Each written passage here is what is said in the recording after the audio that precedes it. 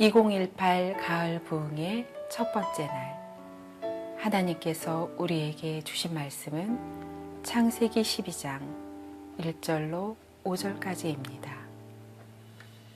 여호와께서 아브라함에게 이르시되 너는 너의 고향과 친척과 아버지의 집을 떠나 내가 내게 보여줄 땅으로 가라. 내가 너로 큰 민족을 이루고 내게 복을 주어 내 이름을 창대하게 하리니 너는 복이 될지라. 너를 축복하는 자에게는 내가 복을 내리고 너를 저주하는 자에게는 내가 저주하리니 땅의 모든 족속이 너로 말미암아 복을 얻을 것이라 하신지라. 이에 아브라함이 여호와의 말씀을 따라갔고 롯도 그와 함께 갔으며 아브라함이 하란을 떠날 때에 75세였더라. 아브라함이 그의 아내 사레와 조카 롯과 하란에서 모은 모든 소유와 얻은 사람들을 이끌고 가나안 땅으로 가려고 떠나서 마침내 가나안 땅에 들어갔더라. 아멘.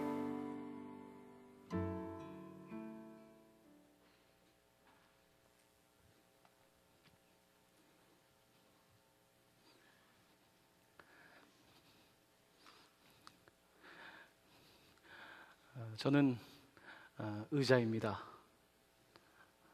저는 빈 의자입니다. 저는 당신의 배우자입니다. 저는 당신의 아들이고 딸입니다. 저는 당신의 동료입니다. 저는 당신의 이웃입니다. 여러분, 오늘 빈 의자를 보시면서 어떤 생각을 하십니까? 저는 오늘 새벽 기도를 하면서 빈 의자에 무릎을 꿇고 기도를 했습니다. 빈 의자 앞에서 무릎을 꿇고 기도한다는 의미는 우리 주님께 기도한다는 것이지요.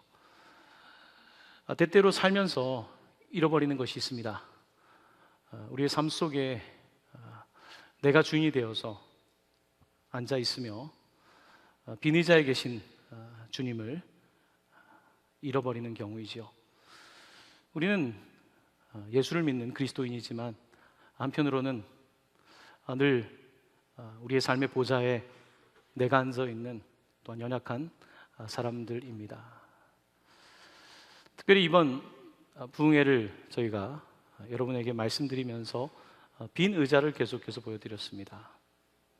여러분에게 빈 의자란 어떤 것입니까?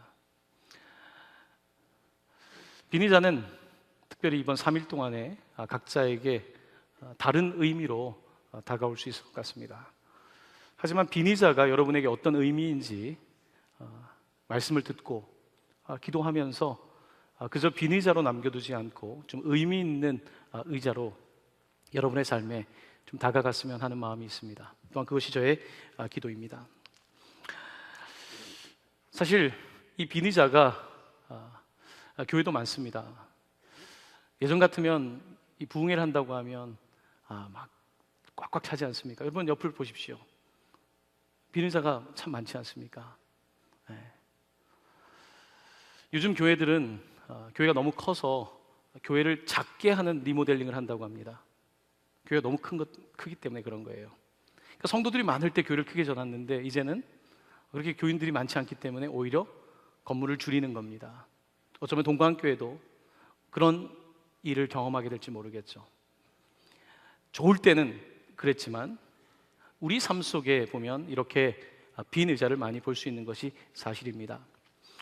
특별히 한국의 교회를 보면 빈 의자가 무척 많습니다. 이미 유럽 교회와 미국 교회에 빈 의자는 많습니다. 교회는 쉽게 매각되고 나이트클럽으로도 바뀌고 심지어 이슬람 사원에 팔리기도 하는 것이 유럽과 미국 교회의 지금 현재 주소입니다. 한국의 교회가 그렇지 않을 거라고 말하기는 어렵겠죠. 왜냐하면 우리 자녀들이 기독교인이 2%도 안 되기 때문에 그런 겁니다. 이런 유럽의 기독교인, 예수를 주로 고백하는 사람이 1%, 2%입니다. 한국의 우리의 자녀들은 이미 2%대로 떨어져 있는 것을 보게 됩니다. 유럽은 먼 나라 이야기가 아닙니다. 미국도 먼 나라 이야기가 아닙니다. 이미 우리의 삶의 현실이 그렇다는 것입니다. 아마 여기 계신 분들은 뜨거웠던 때 예수를 주로 영접했던 분들일 겁니다. 성령이 막 부심이 있고 막 산에도 기도 가시고. 자, 그런데 우리 시대가 상당히 달라지기 시작한 것을 보게 됩니다. 우린 작년에 종교개혁 500주년을 경험했습니다. 500년 전 유럽은 종교개혁으로 뜨거웠습니다. 말씀, 오직 말씀으로, 오직 믿음으로, 오직 은혜로 하나님 말씀이면 된다고 생각했던 그 500년 전의 유럽은 지금 간데 없습니다. 지금 사람들에게는 그렇게 말씀은 존재하지 않습니다. 그저 과거의 역사 시간에 배우는 것이 기독교의 역사가 되어버린 것이죠. 기독교 역사는 교과서에 있는 역사가 아니라 하나님께서 주관하는 역사인데 그와 같은 역사가 서구 사회에서 이미 지나가는 것을 보게 됩니다. 오늘 수요일에 중국의 선교사님이 오셨었는데요. 요즘 부흥하고 있는 나라 중에 하나는 중국입니다. 남미입니다. 아프리카입니다. 왜 이곳에서는 계속해서 하나님의 말씀을 들으려고 할까요? 그들은 배고프기 때문입니다. 그들은 배고픕니다. 지금 하나님이 필요합니다. 근데 우리는 이미 하나님이 별로 필요하지 않은 거예요. 하나님 없어도 충분히 살 수 있지 않습니까? 오늘 꼭 나와서 하나님을 찾아야 되는 이유가 뭐가 있습니까? 충분히 내가 다 할 수 있지 않습니까? 병원에서 의사 선생님을 찾아가면 되는 것이고, 보험을 들면 되는 것이고, 미래에 대한 나름대로 준비를 하면 되는 것이죠. 이와 같은 삶을 살아가면서 우리는 그런데 너무 중요한 것을 놓치고 있습니다.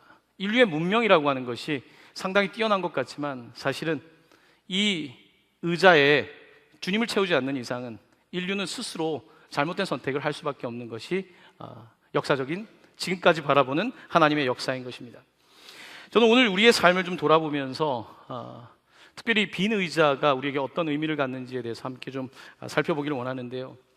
여러분과 함께 사사기에 있는 말씀 한 구절을 읽고자 합니다. 사사기 2장 10절인데요. 화면에 말씀이 한번 준비되어 있습니다. 사사기 2장 10절입니다. 우리 이 말씀 같이 한 목소리로 봉독하기 원합니다. 시작. 그 세대의 사람도 다 그 조상들에게로 돌아갔고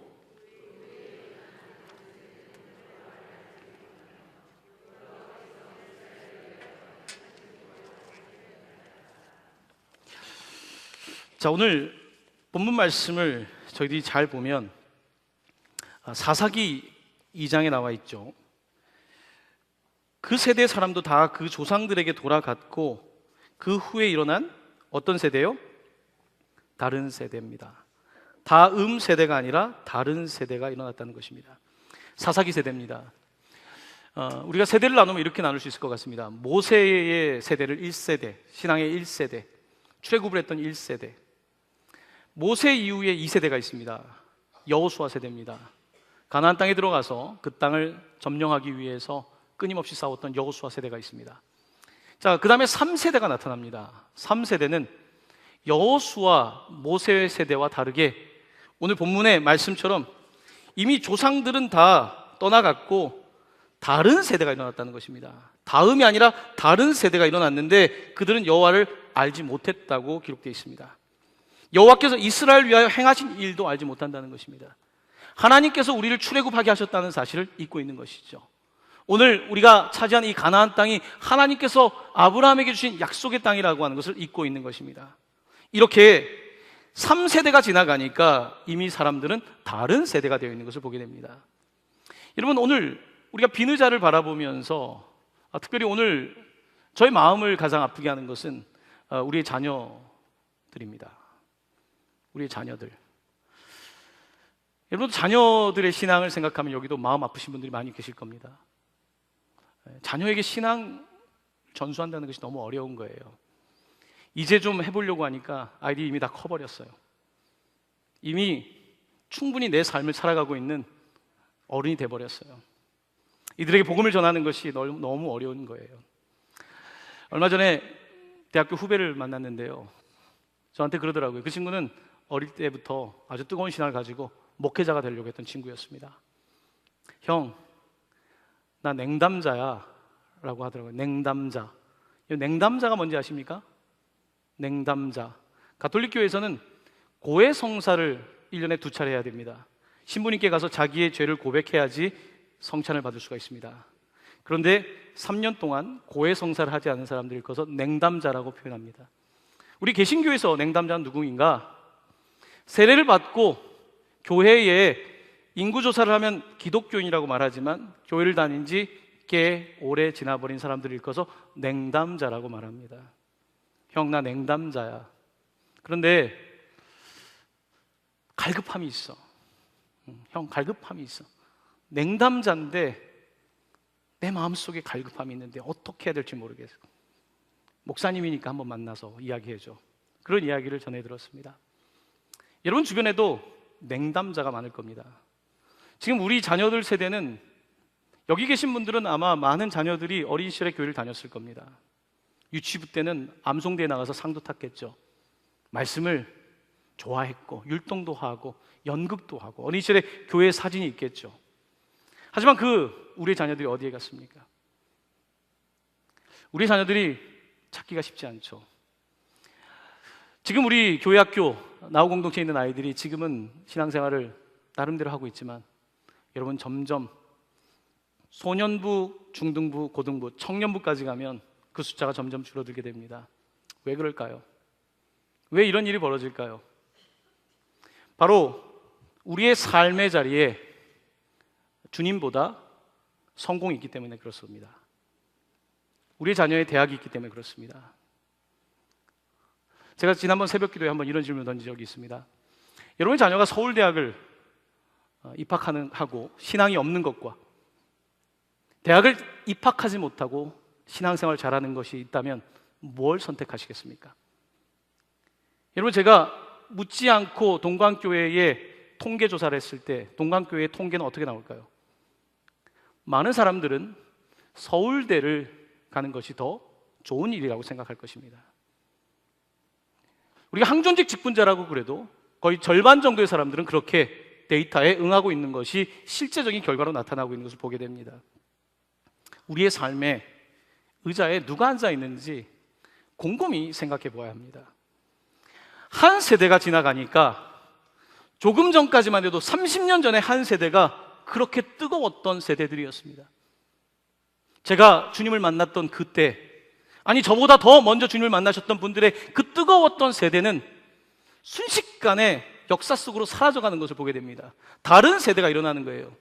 그 책임은 누구에게 있겠습니까? 누구에게요? 아이들에게 있을까요? 아닙니다.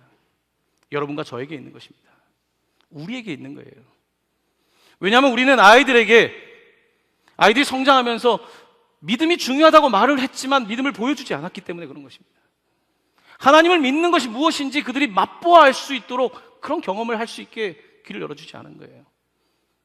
그러했기 때문에 시간이 지나고 나니까, 나이가 들다 보니까 이제 신앙이라고 하는 것이 중요하다는 걸 깨달았는데 돌이키기가 너무 어려운 거예요. 이것이 사실 우리의 삶의 현실입니다. 여러분, 예전에는 죽으면 지옥 간다고 믿었잖아요. 지금도 그렇게 믿고 있으십니까? 믿고 있다면 어떻게? 내가 그것을 믿고 있다면, 천국이 있고 지옥이 있고 우리의 삶의 심판이 있다는 걸 믿고 있다면, 정말로 믿고 있다면 어떻게 오늘의 내 삶 속에 신앙이라고 하는 것을, 하나님에 대한, 예수 그리스도에 대한 믿음을 그렇게 두 번째, 세 번째, 네 번째로 둘 수 있겠습니까? 우리는 하나님 앞에 고백할 수밖에 없는 겁니다. 예수를 믿는다고 하지만 우리 삶의 중심에 다른 것이 있다는 것입니다. 인정하기 싫지만 인정할 수밖에 없는 거예요. 한국교회가 인정할 수밖에 없는 것입니다. 그 많은 앉아있던 우리 자녀들이 이제 없는 거죠. 이것이 우리의 현실입니다. 저는 오늘 여러분들과 함께 빈 의자라고 하는, 단순히 빈 의자가 아니라 우리의 마음을 좀 아프게 하는 빈 의자, 이 빈 의자를 보면서 우리가 도대체 뭘 어떻게 해야 되는가에 대한 질문을 던지고 싶은 것입니다. 오늘 함께 읽은 본문의 말씀을 좀 나누고 싶습니다. 오늘 본문의 말씀은 여러분이 잘 아는 아브라함의 그 콜링, 아브라함을 부르신 하나님의 말씀입니다.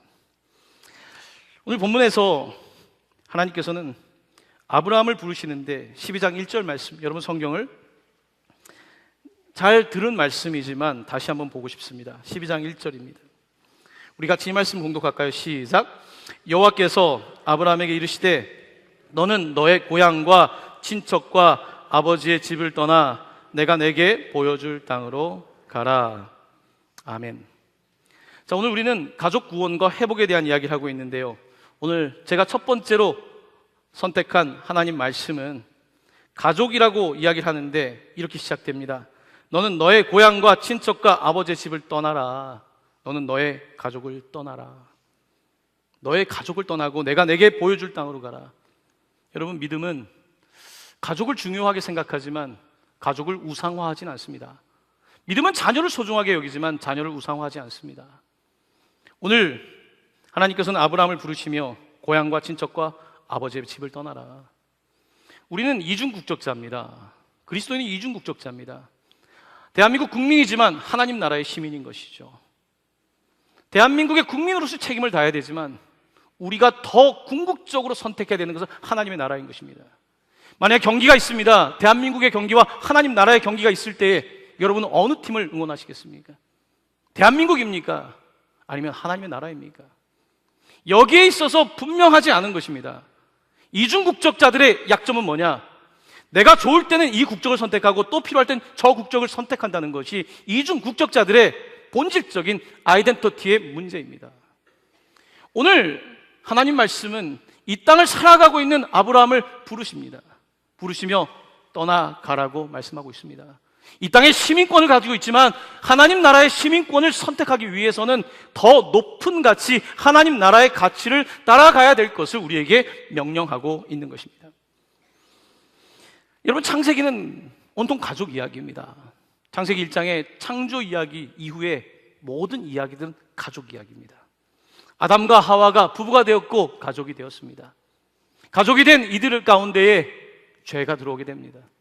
가정의 아픔과 상처가 온통 아브라함의 가족의 이야기고 그 후손의 이야기입니다.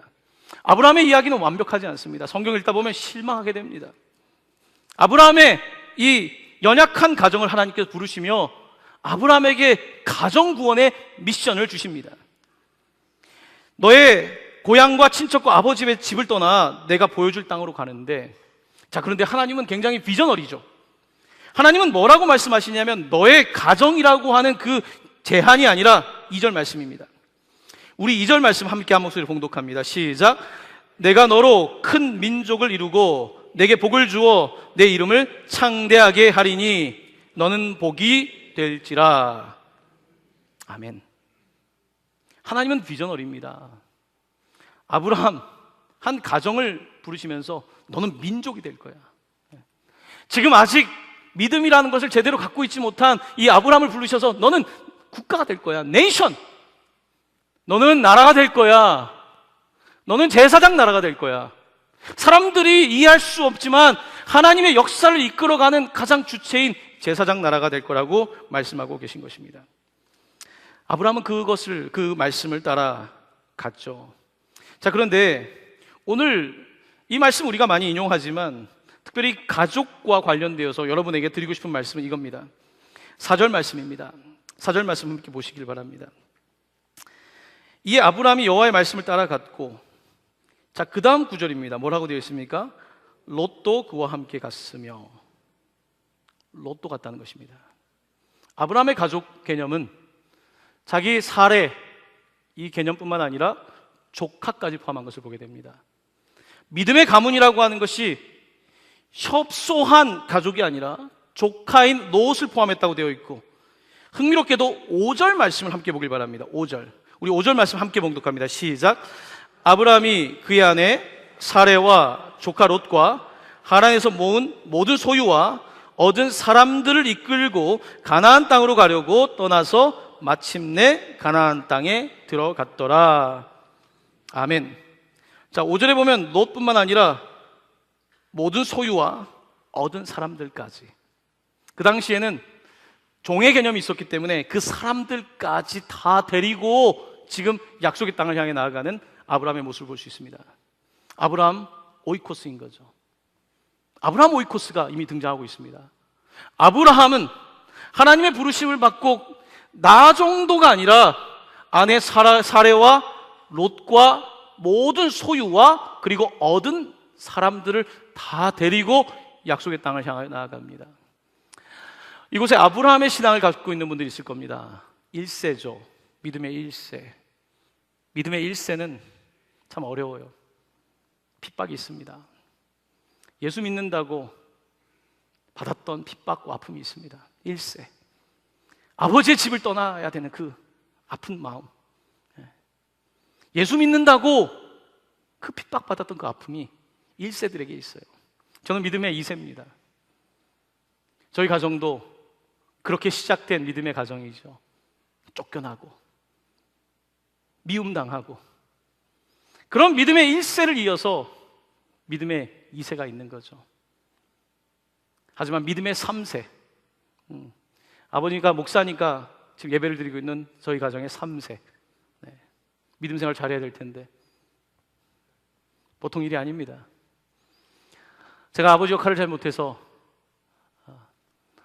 대안학교를 시작했습니다. 성경을 배워야 되겠기에, 목사 자녀라도 하나님 말씀을 좀 알아야 되겠기에, 다른 사람은 몰라도 우리의 자녀가 혹시 나중에 주님을 모른다고 하면 어떡할까? 그것이 저에게 부담입니다. 왜냐하면 저는 미국에서 목회를 할 때 제가 섬겼던 교회 담임 목사님이 자녀가 교회를 다니지 않았기 때문입니다. 그런 일이 나의 현실이 될 수 있다는 것을 젊은 시절에 이미 깨달았습니다. 오늘 자녀 이야기를 하는 것은 여러분에게 죄책감을 불러일으켜서 내가 헛살았나 라고 하는 그런 마음을 갖게 하려는 것이 아닙니다. 오늘 제가 여러분에게 도전하고 싶은 것은 다시 기도하라는 말씀을 드리고 싶은 겁니다. 다시 기도하라는 겁니다.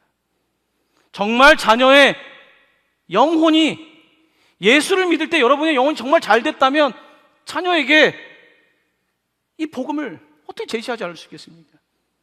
내가 만난 복음이, 내가 만난 말씀이 정말 나를 살게 했다면 어떻게 이 말씀에 대해서 내가 함구할 수 있겠습니까? 내가 이 말씀이 나의 생명이라고 한다면 어찌 이 말씀에 대해서 나는 모른 척 할 수 있겠습니까?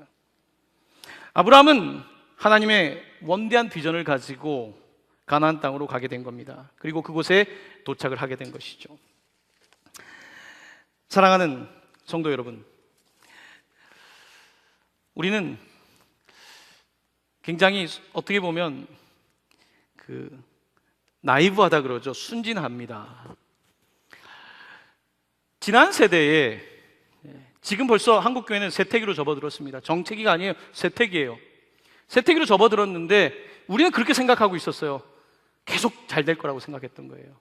여러분, 그런 게 있습니까? 그런 건 존재하지 않습니다. 우리는 막 부흥하고 막 좋을 때 막 회제를 불렀어요. 그때 이 게임에서 지고 있는 사탄은 그 다음 전략을 쓰는 거죠.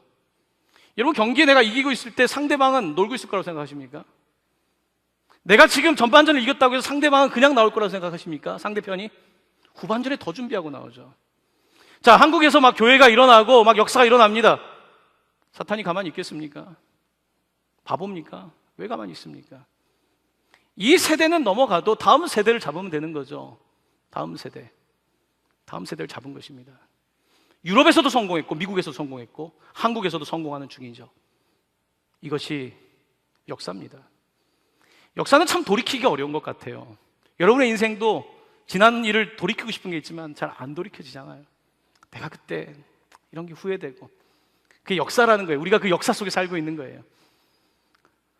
역사를 돌아보면서 과거의 역사에 대한 후회와 아쉬움만 갖는 것은 어리석은 것입니다. 내가 그때 그랬어야 되는데, 아니라는 말씀을 드리고 싶은 거예요. 지금, right now, now 공동체, right now, 지금 우리가 무언가를 해야 된다는 말씀을 드리고 싶은 거예요. 무엇을 하겠냐는 거예요. 지금 하지 않으면 또 후회할 텐데, 여러분, 인간의 문제라고 하는 것은 지금 해결하지 않아도 나중에 반드시 해결해야 되는 것이 인간 발달입니다. 오늘 해결하지 않으면 내일 해결해야 되는 것이 그런 거예요. 그러므로 오늘 우리가 함께 이 시대 가운데 기도하는데 가족 구원에 대한 비전을 보자는 거예요. 가족. 물론 가족이 다 구원받는 건 아니에요. 롯은 소돔과 고모라로 갑니다. 다 내가 할 수 있는 건 아니에요. 저는 우리가 하면 다 된다고 말씀드리는 것이 아닙니다. 우리가 한다고 다 되는 것도 아니고 거기에 아픔도 있고 눈물도 있습니다. 하지만 그 마음을 잃어버린 게 아니라는 거예요.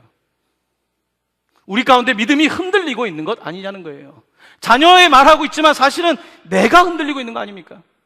내가 지금 믿음의 기초 위에 서 있습니까? 내 삶이 말씀의 기초 위에 서 있습니까? 내 삶의 기도가 있습니까? 내 삶을 이끌어가는 핵심적인 가치관이 하나님 말씀에 있습니까? 이와 같은 질문들 앞에서 내가 지금 어정쩡한 상태에 있는데 어떻게 자녀들에게 말하겠습니까? 자녀들이 웃겠죠. 자녀들을 설득하는 건 쉽지가 않습니다. 여러분, 자녀들은 설득당하지 않습니다. 자녀들은 똑똑합니다. 초등학교 6학년만 돼도요, 엄마 아빠의 이야기를 충분히 논쟁에서 이길 수 있는 아이들이 되는 것이 요즘 교육의 속도입니다. 아이들은 논쟁으로 가르칠 것이 아니라 어릴 때부터 우리의 삶을 함께 해야 됩니다. 종종 성도님들이 교회 학교를 탓을 많이 합니다. 교회 학교가 하면 되겠지. 여러분, 학교 보내기만 하면 애들 공부 잘합니까? 애들 그냥 학교 보내면 공부 잘하던가요? 학원만 보내면 잘하던가요? 그냥 보내면 됩니까? 그것도 일주일에 한 번 보내서 교회가 천재입니까? 1시간 가르쳐서 아이들에게 전문가? 저도 교육 전문가를 청빙하고 싶어요.